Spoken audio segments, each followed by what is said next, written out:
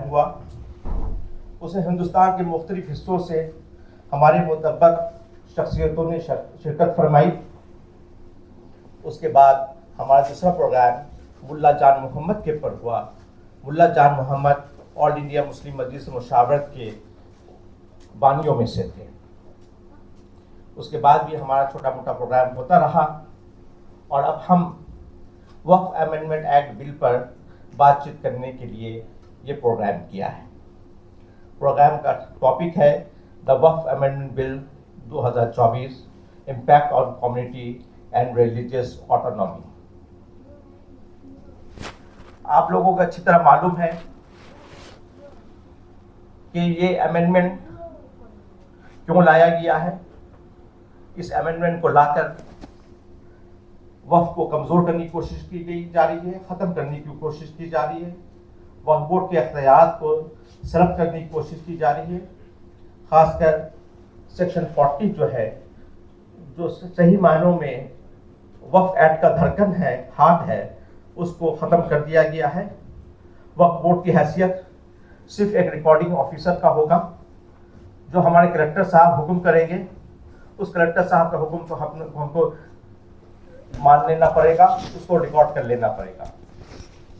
हमारे यहाँ वक्फ यूज़र का कॉन्सेप्ट था, वक्फ यूज़र का कॉन्सेप्ट ख़त्म कर दिया गया है। इसका आगाज़ उस वक्त से ही हुआ था जब बाबरी मस्जिद का केस डिलीवर हुआ था।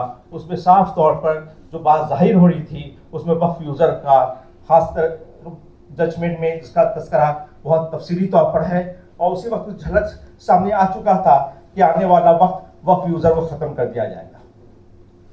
इसके अलावा दूसरा पहलू जो वक्फ को कमज़ोर करने का है, वो ट्राइब्यूनल को है। ट्राइब्यूनल का कोई भी फैसला आखिरी फैसला नहीं होगा। हम जानते हैं वक्फ ट्राइब्यूनल में सूट फाइल होता है, सूट के बाद डिग्री पास होती है।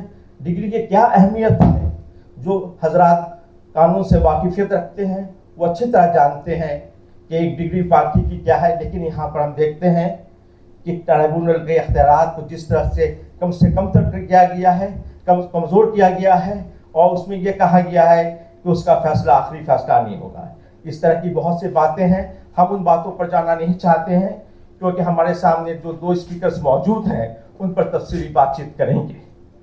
हमारे दरमियान मौजूद हैं जनाब ऑनरेबल मिस्टर जस्टिस शहीदुल्ला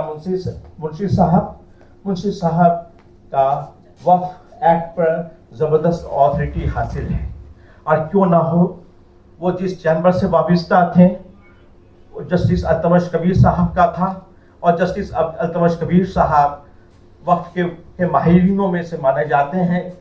जनाब अल्तमश कबीर साहब हिंदुस्तान के चीफ जस्टिस होकर रिटायर हुए, और उनके फैसले, उनका जो महारत था वक्फ के ऊपर, मैं समझता हूँ बंगाल में किसी और का नहीं था। उनके चैम्बर से उनका ताल्लुक़ रहा, उनके साथ शहीदुल्ला मुंशी साहब ने काम किया है, उनसे बहुत कुछ सीखा है। और उसका जाहिर है जब उस्ताद किसी चीज़ का माहिर होता है तो उसकी जो ट्रांसफ़र होता है वो उस शागिर्द के हिस्से में आता है, और शहीदुल्ला मुंशी साहब को वो जो हिस्सा था वो भरपूर मिला। और शहीदुल्ला साहब ने उस पर जो अपनी महारत हासिल की, उसमें जो डेवलपमेंट लाया, अपने आप को जो उसमें जो काबिलियत पैदा की, वो किसी मोहताज तारुफ नहीं है। और आज हमें खुशी है कि हुकूमत वक्त ने उनको बोर्ड ऑफ औकाफ का चेयरमैन मुकर्रर किया है। यकीनी बात है कि सही आदमी का इंतखाब हुआ है, और आने के बाद उनमें बहुत सी तब्दीलियाँ आई हुई बोर्ड ऑफ वक्फ में। छोटे से वक्फे में जो कि सुनने में आता है, लोग आते जाते हैं, उनकी बातें करते हैं, उनकी तारीफ करते हैं कि 2 महीने के अंदर में जो तब्दीली आई है शहीदुल्ला मुंशी साहब के आने की वजह से, उसकी असल वजह यह है कि वो सब्जेक्ट को की भरपूर ऑथोरिटी रखते हैं। उसकी वजह यह है कि वो सब्जेक्ट पर महारत रखते हैं। उसकी वजह यह है कि उनके सब्जेक्ट पर अबूलियत हासिल है। जो शख्स जिस सब्जेक्ट का ताल्लुक रखता हो, उस पर महारत रखता हो, यकीनी बात है उस पर अपने ख्यालात का जो इज़हार करेगा वो काफ़ी मजबूत होगा। हम दूसरे शख्स हमारे दरमियान जो मौजूद हैं, हमें जनाब शहीदुल्ला मुंशी साहब के साथ ही काम करने का मौका मिला है। जब वो वकालत करते थे, वक्फ बोर्ड की जानिब से खड़ा हुआ करता था, वकालत करता था, और अक्सर बेशतर उनके सामने में हमें आमना सामना का मौका मिला। मैंने उनसे बहुत कुछ सीखा भी है, क्योंकि वो मेरे उस्ताद भी रहे एक तरह से, तब यकीनी बात मुझे सीनियर है। All India Muslim Majlis Mushawarat, which is an umbrella body of various organizations and eminent personalities. All India Muslim Majlis Mushawarat was formed in the year 1960, 8 August in Daratul Nadwa में इसका क़याम हुआ।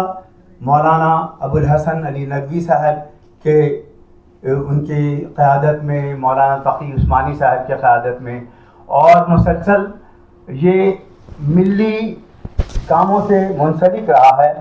और जैसा कि आप जानते हैं, the current situation in India is marked by several significant socio-political and economic challenges, many of which impact the Muslim community specifically. The challenges before Muslims in India are complex and multifaceted, involving legal, social, economic and political dimensions. Addressing these challenges require concerted efforts from both within the Muslim community and the broader society, including government policies that ensure justice, equality and protection for all citizens. Promoting dialogue, social cohesion and inclusive development is crucial for the well-being of the Muslim community and the country as a whole. और इसी सिलसिले की एक कड़ी थी कि पिछले हफ्ते 21 सितंबर मरकज़ी मुस्लिम मजलिस मुशावरत की एक मशावरती मीटिंग थी, कंसल्टेटिव मीटिंग थी, जिसमें कलकत्ते से हम लोग तीनों जो एग्जीक्यूटिव ये हैं, हमारे सदर साहब डॉक्टर एमएन हक, हमारे वर्किंग प्रेसिडेंट जनाब जावेद यूसुफ और नाचीज़ भी उस मीटिंग में शामिल हुए। और इस मीटिंग में बहुत सारे करारदाद के साथ साथ वक्त के पे भी एक करारदाद मंजूर किया गया, जिसको मैं आप लोगों के सामने गोशगुजार करना चाहता हूँ। Resolution of Waqf Amendment Bill 2024. After CA, the Waqf Amendment Bill 2024 is yet another attempt of the present ruling dispensation on the failed model of the East India Company to disempower the Muslim community. The Collector Raj for Awqaf proposed in the Waqf Amendment Bill was created by the company for Lakhi Raj land. Through two regulations of the Code of 1793, the holders of Lakhi Raj Das rent-free lands were directed to get their deeds registered in the collector's office within 1 year. The present bill of our democratic republic stipulates 6 months for this. Collectors were to act both as prosecutor and judge, for which they were not competent enough. This overburdened the collectors were not able to handle such a volume of work. In Bardhawan district, for example, 72,000 deeds were presented for registration, out of which 4,000 to 5,000 could be examined within the stipulated time frame. To induce, the collectors were offered 25% commission. The greed of the collectors led to the absorption of Lakhi Raj land in large number in Bengal and Bihar. Most of education and other institutions run with the income from Lakhi Raj land had to be closed. Does the present government of independent India want to repeat the same? Therefore, All India Muslim Majlis Mushawarat calls upon all the secular and democratic forces of the country to foil this sinister move. The NDA and its allies who have supported the introduction of the bill in the Lok Sabha need to be boycotted. All earlier amendments in the Waqf Act were based on the deep study of the Waqf law and its administration through various committees. The bill 2024 has been introduced without field studies. Therefore, the statement of objects and reasons of the bill has failed to justify the proposed amendments in the Waqf Act 1995. Therefore, All India Muslim Majlis Mushawarat requests Joint Parliamentary Committee to reject this bill of 2024 and go for a thorough study to determine whether it is deficiency of the Waqf law or the failure of the government to implement the Waqf Act 1995 responsible for the present state of affairs. The All India Muslim Majlis Mushawarat has submitted a 30-page memorandum to the Joint Parliamentary Committee and is prepared to present further details. We call upon all the secular and democratic parties to support Mushawarat in this. This was our deliberation last week in Delhi, and naturally All India Muslim Mushawarat as an umbrella body is trying to perform its duty. मिल्लत के तमाम मसाइल को लेकर और उसके हल ढूंढने की कोशिश करती है। सबों के साथ मिलकर बहुत सारे इदारे हैं, ऑल इंडिया मिल्ली काउंसिल, जमीयत उलमा हिंद, जमात इस्लामी हिंद, और इस दरमियान बहुत सारी बातें आपके सामने आती रहती होंगी, लेकिन हम लोगों को इत्तेहादी ताकत है और इत्तेहाद के ज़रिए हम लोगों को इसको पूरा भी करना है। आज हम लोगों ने 5 करोड़ हम लोगों ने यहाँ सिग्नेचर कैंपेन हुआ है। ज़रूरत हुई तो हम लोगों को सड़कों पे निकलना पड़ेगा, ज़रूरत हुई तो हम लोग को इसके लिए ज़मीनी सतह पे काम करनी होगी। बस इस मख्तसर बात के साथ मैं आपसे इजाज़त तलब करता हूँ। शुक्रिया। We have a duty cast to oppose this. We should protect our secularism. We should protect our constitution. If nobody honors, we will at least honor. And we will do whatever we do very intelligently. We will not come on the street, but we will challenge the act in future if necessary. We will not allow this bill to be implemented anymore.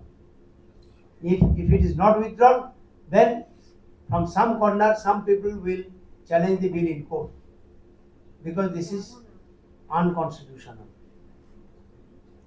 Last but not the least, I must appeal to all, including our democratically elected government, to honor socialist concept, meaning thereby to adopt a democratic socialism which must end to our poverty. And these work properties are used to eradicate the poverty in the society. What is the harm? Why do you finish it? At the beginning I said, we are doing these work properties are helping the government, because one part of the government is being burdened by the Waqf board, which was the obligation of the government. You provide money for other communities, other places. Why don't you provide money for some people? They are providing. But if something is given from the Waqf estates, this will be helpful for the government, whoever is in power, irrespective of any color. Whoever is in the governance, it will be help for the government. If you allow it to exist, then only. If you do not allow it to exist, how can it help? We the people of India should be honored everywhere, every place, every corner. This should be reminded to the government who is in governance, wherever it is. Now I believe that this socialist approach was highly respected by the Prophet of Allah. The Almighty almost 1,500 of years ago advised one of his colleagues to make waqf. As I have at the introduction, I have pointed out how the concept of waqf was built in our society. Thank you very much. 8 अगस्त को ये bill आया, और 8 अगस्त को ये जब bill आया और उसी दिन हमारे चंद एमपीज जो अपोजिशन में हैं पार्लियामेंट में इसको बहुत बुरी तरीके से मुखालफत की, और उसके बाद जेपीसी में चला गया। जब वो जेपीसी में चला गया, उसके बाद 2 ग्रुप हम लोगों में काम करना शुरू किया। कुछ लोग तो वक्फ को इतनी गालियां देना शुरू किए कि भाई वक्फ ने हिंदुस्तान में इतने दिनों तक क्या किया था कि आज ये नौबत आई है। कुछ हद तक सही भी है, लेकिन इस बीच में कुछ दानिश्वर लोग थे जो हैं, इस पर चर्चा किया उन्होंने और ये समझने की कोशिश की इस बिल में है क्या। मैं सबसे पहले all India Muslim personal law board, इमारत शरिया, जमात इस्लामी हिंद और भी बहुत से ऑर्गेनाइजेशन हैं जो पूरे हिंदुस्तान में इस वक्त बिल पर, इस वक्त अमेंडमेंट बिल पर काम कर रहे हैं और बहुत अच्छे तरीके से कर रहे हैं। और एक उन्होंने मुहिम चलाई कि हम इसकी मुखालफत करेंगे और इस मुखालफत के तहत हम एक अपना note of dissent through mail करेंगे और इसको रिजेक्शन की अपील करेंगे। पूरे हिंदुस्तान में लगभग शुरुआत में इसकी इतनी अहमियत नहीं नज़र आई, बहुत धीरे धीरे लोगों ने इसको वोट करना शुरू किया। लेकिन इन अदारों ने जिस तरीके से पूरे हिंदुस्तान में अपनी मुहिम चलाई, और वो कलकत्ते भी आए, यहाँ भी एक प्रोग्राम हुआ, जहां तक बंगाल की तरफ से वोट का सवाल था, हम लोग 10वें से भी नीचे थे। लगभग मैं दिख ही नहीं पा रहा था कि भाई वेस्ट बंगाल कहाँ है। तो ये अवेयरनेस की कमी थी हमें। लेकिन मैं फिर से उन लोगों को मुबारकबाद दूंगा जो उन्होंने काफ़ी मेहनत की इसमें, और ये करीब 7-8 नंबर पर हम लोग आए, और लगभग 6 करोड़ मेल जेपीसी के पास पहुंचा। कि पोर्टल बनाएगा गवर्नमेंट, और जब एक नाफिज हो जाएगा, जब एक ये पास हो जाएगा, बिल पास हो जाएगा, तो उस पोर्टल में 6 महीने के अंदर सारी वक्फ की जायदादों को एंट्री करना होगा। और उस 6 महीने में अगर नहीं कर पाएंगे आप, तो वो वक्त जमीन आपकी नहीं रहेगी। तो बीइंग ए सीईओ मेरे ऊपर हेडेक आ जाएगा भाई कि 6 महीने में तो मैं कैसे करूंगा। सर ने सही कहा था कि हजारों हजार बीघा जमीन वक्फ हुआ है, लेकिन वक्फ होने के बाद अलग अलग एक्ट के तहत वो जमीनें खत्म हो गई। बरगा एक्ट हुआ, वेस्टेड हुआ, लैंड एक्विजिशन हुआ, ठीका टेनेंसी आया, और हम कौम के रहनुमा, कौम के रहबर जो बड़ी बड़ी बातें करते हैं, हम सब सो रहे थे, हमने इसे जाने दिया, सब चला जाता गया। और घर में बैठ के व्हाट्सएप फेस अभी तो है, पहले तो था भी नहीं, कहते वक्त वो क्या कर रहा था, उसने क्यों नहीं ऐसा किया। चंद बातें हैं जो लोगों को सामने आना चाहिए कि क्या क्या करना है और क्या नेक्स्ट कोर्स ऑफ एक्शन होना चाहिए। जेपीसी बैठी हुई है, परेशान करके रखी है सबसे पहले पूरे हिंदुस्तान के सीईओ को। जितने सीईओ हैं पिछले 2 महीने से परेशान हैं। हमें उनकी मदद करनी है कि वो ये साबित करें कि हमने जो एक्ट लाया है, बिल लाया है, वो सही है। वो हमसे साबित करवा रहे हैं। लगभग डेली एक मैसेज आता है CWC से कि आप ये रिपोर्ट दीजिए, वो रिपोर्ट दीजिए। Those provisions are going to be omitted from the Waqf Act of 1995. It will make heaven and hell difference, mind well. Then the situation will completely change. Then the scenario will completely change. And yes, again, if you are talking about the freedom of religion, if you are talking about right to preach, profess, practice religion, yes, the provision is there, Article 25, 26, etc., up to Article 30. You have all kinds of freedoms embodied in this, not only freedom of conscience, but also freedom of practicing religion, freedom of preaching religion, freedom to maintain your own religious institutions, religious endowments, religious organizations. We have the freedom. But therefore, actually, secularism is there as a creed in our constitution, because all people are free to profess, practice, preach any religion, and also not to preach, not to practice any religion. That is also your right. That is what is meant by secularism. And secularism is not only just a right in this constitution, but also it was held to be a basic structure in S.R. Bommai versus Union of India. এর প্রতিবাদ দিকে দিকে শুরু হয়েছে। বাংলায় মুসলিম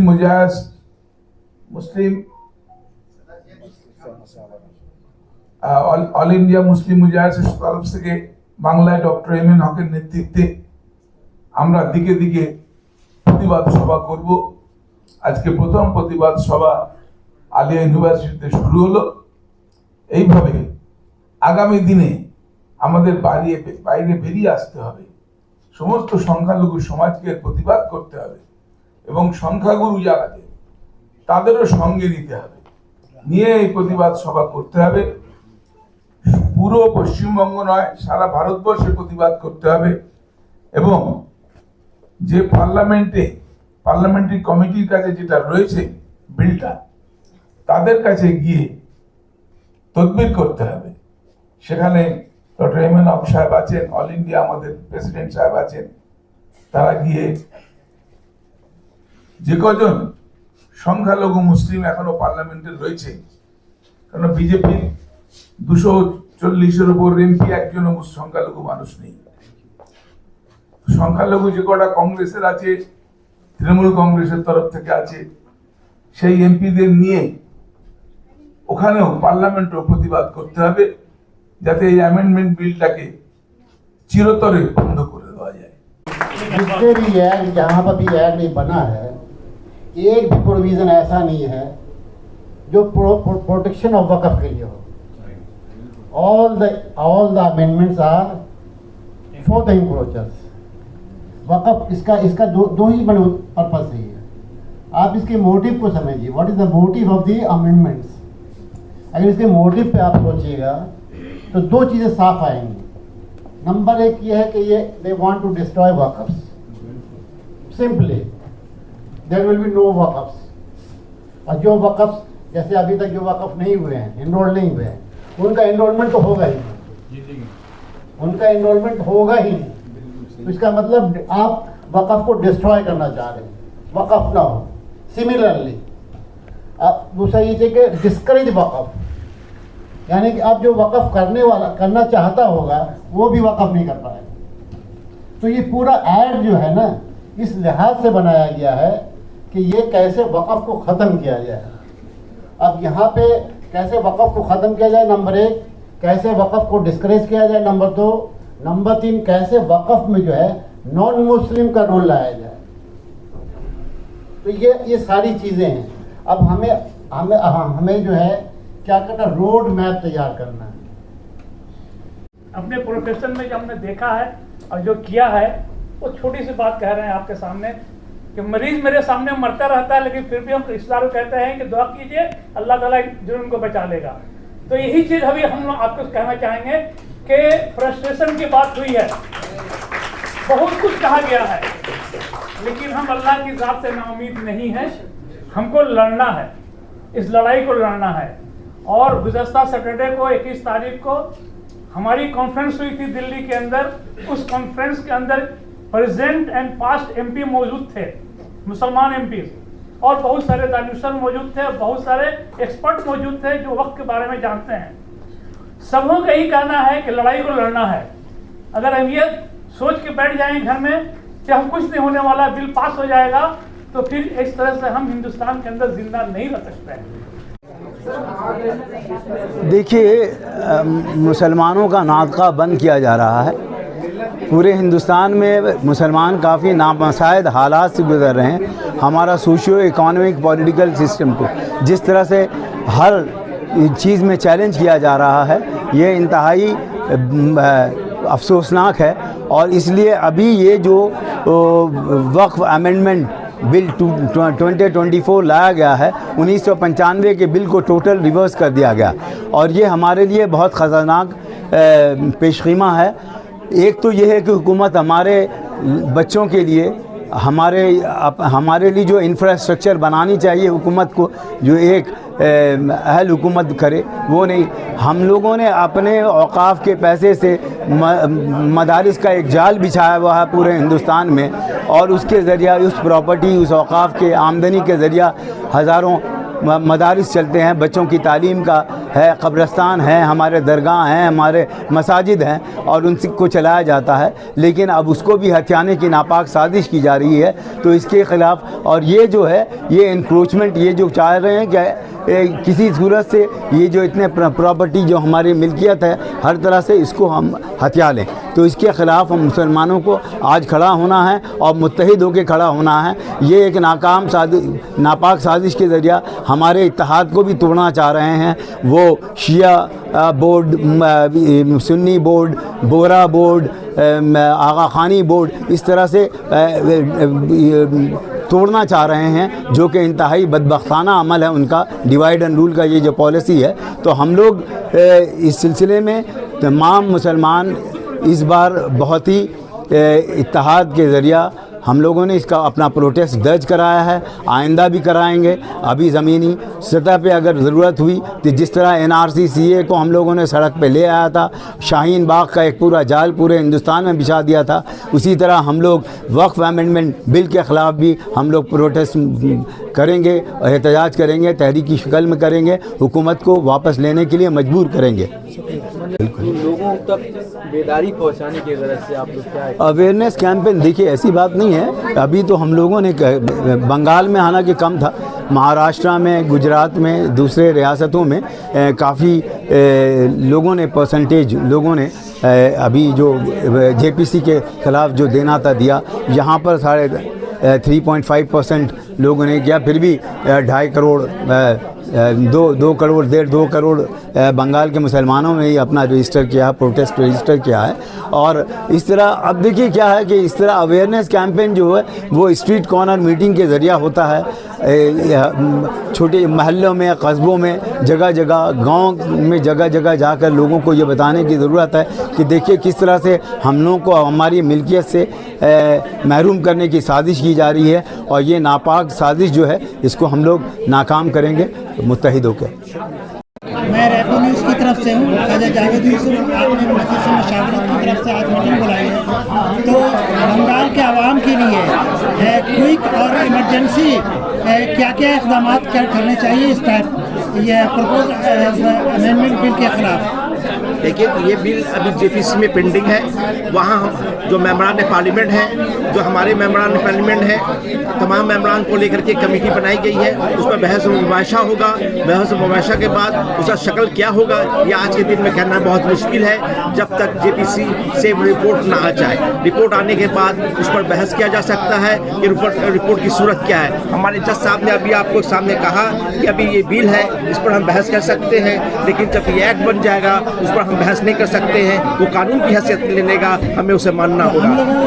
हमें sir, क्या आप ये महसूस करते हैं कि लोगों को सड़कों पर उतर के इस बिल के खिलाफ एहतियात करना चाहिए? देखिए, अभी ये बिल जो है जेपीसी में पेंडिंग है, जेपीसी में बहस हो रहा है। हम समझते हैं कि अभी जेपीसी के मेंबरान जो है उस पर बहस करें, उसके बाद उसका शक्ल देखा जाए कि उसका शक्ल क्या होता है। रिपोर्ट आएगा, रिपोर्ट जो होगा, रिकमेंडेशन जो होगा, रिकमेंडेशन पार्लियामेंट में पेश किया जाएगा, तब हमें मालूम होगा कि ये किस शक्ल में पार्लियामेंट में पेश किया जा रहा है। उस जब दोबारा ये पार्लियामेंट पेश होगा उस वक्त ही बिल की शक्ल में रहेगा। इस्मा आलम साहब, अभी जो प्रपोज वक्त अमेंडमेंट बिल 2024 आ रहा है, फिलहाल अभी क्या पोजीशन है कि अवाम क्या, मुस्लिम अवाम क्या इक़दाम करे, उनको कोई मतलब राह बताइए। देखिए, राह तो ये है कि अभी हम लोगों ने जेपीसी ने जो हम लोगों से राय मांगी थी, हम लोगों ने राय भेजी है। इसको हम लोग एक मूवमेंट की तरह चलाना चाह रहे हैं ताकि लोगों को पता चले, और सिर्फ लर्नड लोगों को नहीं, आवाम को पता चले कि वक्फ प्रॉपर्टीज़ क्या है और गवर्नमेंट किस तरीके से वक्फ एक्ट ला रही है, और ये एक साजिश के तहत ला रही है। ये बात हम लोगों को समझने की ज़रूरत है और इसको अपोज करने की ज़रूरत है। तो मुसलमान इकट्ठा हों और आगे भी जो राह अमल हम लोग लेंगे इंशाल्लाह, तो उसमें भी लोगों को शामिल करेंगे। और लोगों से गुजारिश भी है कि बिना कोई मुफाद के, बिना कोई बायस थिंकिंग के लोगों को इसमें शामिल होना चाहिए और इस बिल के खिलाफ अपोज करना चाहिए, क्योंकि ये बिल हमको बहुत नुकसान पहुंचाएगी। औकाफ की प्रॉपर्टी सिर्फ हमारी प्रॉपर्टी नहीं है, इसको हम अपनी प्रॉपर्टी नहीं कह सकते, ये अल्लाह की प्रॉपर्टी है और हम लोग इसके निगहबान हैं। तो ज़रूरत है कि हम लोग इस पर मुतहदा हो जाएं, जैसे हम लोग CA NRC के टाइम में हुए थे, और इस बिल को मिलकर इसको अपोज करें इंशाल्लाह।